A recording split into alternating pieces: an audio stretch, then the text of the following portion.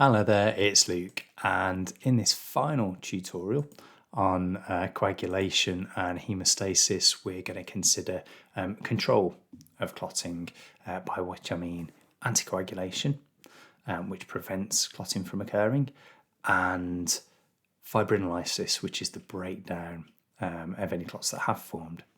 So we're going to go back to our now very familiar diagram, and what we want to do with all of this is maintain the steady flow of blood through the blood vessels. So we've got the lumen of the blood vessel here, we've got some red cells, we've got some platelets, some white cells, and these are the walls of the blood vessel with our endothelial cells, and then all the sort of subendothelial and connective and supportive tissue, and the rest of the sort of components and layers of the blood vessel. And in this diagram, you can see that we've had an injury to the blood vessel wall, and fortunately we're a healthy person with healthy clotting, and we've had first primary haemostasis, so the formation of a platelet plug, and secondary haemostasis, where that platelet plug is then being supported and reinforced with fibrin strands that have come together to make a fibrin mesh, which are then being further stabilised by factor 13, which are those orange bits that you may be able to see. And then in amongst all of that, we've trapped some blood cells as well, red blood cells, sorry. And so we've got this nice sort of steady, stable clot. And what we hope to do in health is to have these clots formed when they're needed, but not when they're not. And you can imagine a situation if we have left our coagulation and platelets just to run amok, you could end up with excessive coagulation and clotting and, like I say, formation of clots, and thrombus, if you like, occluding vessels.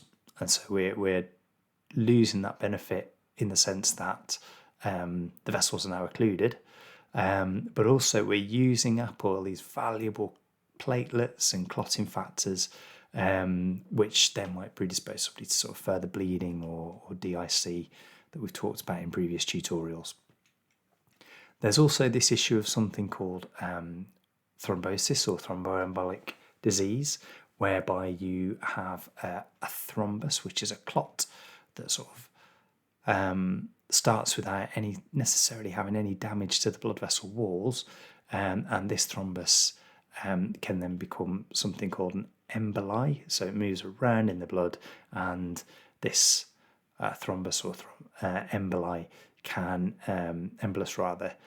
travel round the circulation and get itself stuck in small blood vessels within the heart and cause something called a myocardial infarction that you'll no doubt be very well aware of, to the arteries of the lungs, causing a pulmonary embolism, which can make people very sick, very hypoxic, or even to the brain, where they get lodged in a small blood vessel and cause something called a cerebrovascular accident that you might be more familiar with being referred to as a stroke. So yeah, just to repeat what we just said there. So we've got anticoagulation, which is the prevention of clots or prevention of the clotting cascade being activated, and fibrinolysis, which I apologise, I've misspelt there. That should say fibrin with a R after the B, fibrinolysis, which is the breakdown of formed clots. I do apologise. Now,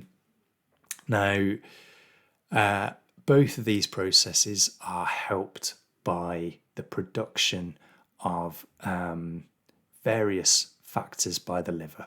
So the liver makes antithrombin 3, it makes plasminogen, it makes proteins S and C, and we'll explain exactly what those do. So the liver makes them, and they float around the blood in their sort of inactive form. And very simply, antithrombin 3 will inhibit and inactivate thrombin. So a lot of the sort of clotting cascade is reliant upon thrombin, and the production, the amplification, and the availability of thrombin is reliant upon itself. So if you've got a substance that stops thrombin from working, antithrombin 3, that'll prevent blood clots occurring where they don't need to be. The other thing that antithrombin does is interact with factor 10, which is Stewart-Proud factor, and one of the principal things that factor 10 does is convert prothrombin to thrombin. So we've got two points in the clotting cascade, in that common pathway of the clotting cascade where antithrombin prevents clots. Now, this is aided by something called heparin sulfate, and this is a substance that is released by the endothelial cells. So we've got our blood vessel here, here's the lumen, here's the blood vessel walls. These darker ones are our endothelial cells, and they're releasing things like nitric oxide and prostacyclin, and one of the things they release is this heparin sulfate. And heparin sulfate will interact with antithrombin 3, and it will give it a boost.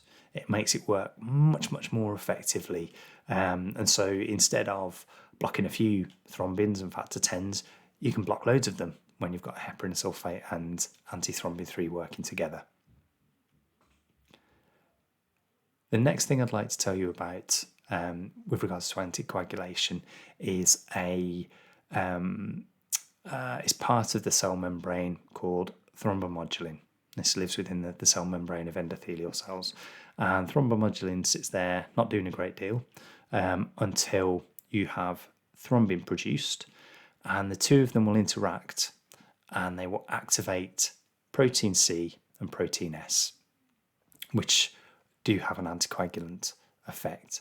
And what's interesting about all of this, as you can see, is that thrombin not only helps generate more thrombin and make more clotting factors and produce more fibrin and make a clot, but it's also almost not self-aware, but it limits the damage it could do by clotting too much, by actually being part of the solution to not making too many clotting factors and too many clots, by joining with thrombomodulin to activate protein C and its cofactor protein S.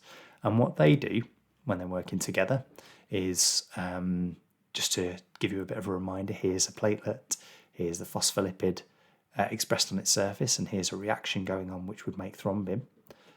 Well, protein C and protein S will work together to stop factor 5 and prevent thrombin from being produced.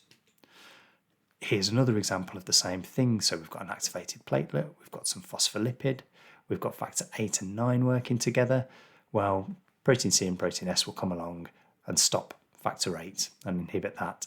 And so you don't get factor 10 being turned into 10A, and then you don't get prothrombin to thrombin. And so you don't have coagulation occurring in areas where you've got this protein C that's been activated. We're going to move on now. We're going to talk about the situation whereby a clot has been formed, and in health you're not going to want sort of that clot to just stay there forever, and you're not going to want it to grow and get bigger and bigger and bigger. You're going to want to sort of limit it, and the helpful protein that is produced by the liver to do that is called plasminogen, and the process of breaking down the clot is called fibrinolysis. So plasminogen is produced in the liver in its inactive form, and we can see that it ends in ogen, which means it's in its inactive form and it's just floating around in the blood, waiting for some action.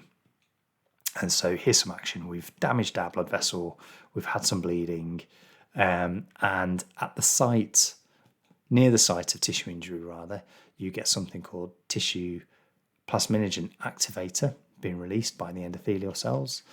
And surprise, surprise, that acts as a catalyst to take this inactive form of plasminogen and turn it into plasmin.